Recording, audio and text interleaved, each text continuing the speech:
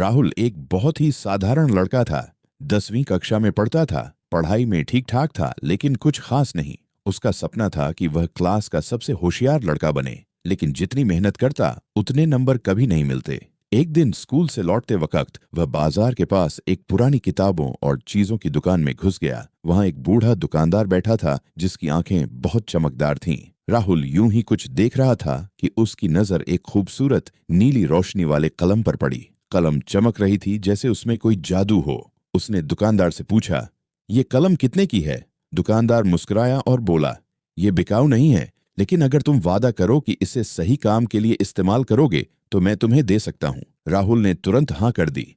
बूढ़े आदमी ने कलम उसे दी और धीरे से कहा, "जो लिखोगे वो सच हो जाएगा, पर ध्यान रखना, अगर गलत इस्तेमाल किया तो कलम गायब हो जाएगी।" राहुल पहले तो यकीन नहीं कर पाया, लेकिन जब उसने घर आकर कलम से अपनी कॉपी पर लिखा, "कल गणित की परीक्षा टल जाए", और अगली सुबह स्कूल में पता चला कि पेपर कैंसिल हो गया है, तो उसके होश उड़ गए। अब वो रोज कलम से कुछ न कुछ ऐसा लिखता जो उसे चाहिए होता। अच्छा खाना, कम होमवर्क, टीचर की तारीफ और यहाँ तक कि अच्छे नंबर।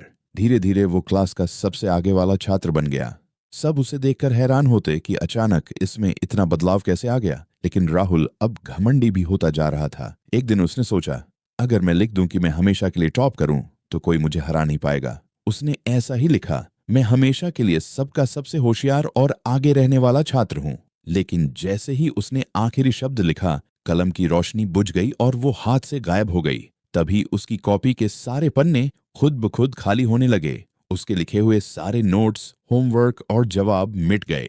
अगले दिन परीक्षा थी और उसके पास कोई तैयारी नहीं थी। वो फिर से वही साधारण लड़का बन गया और अब उसे समझ आया कि मेहनत का कोई विकल्प नहीं होता। एक हफ्ते बाद जब वो उसी दुकान पर वापस गया तो दुकान ही गायब थी। वहां बस एक पुराना कागज पड़ा था जिस पर लिखा था, "जिसे वक्त से पहले सब कुछ चाहिए, उसे वक्त सबक जरूर सिखाता है।"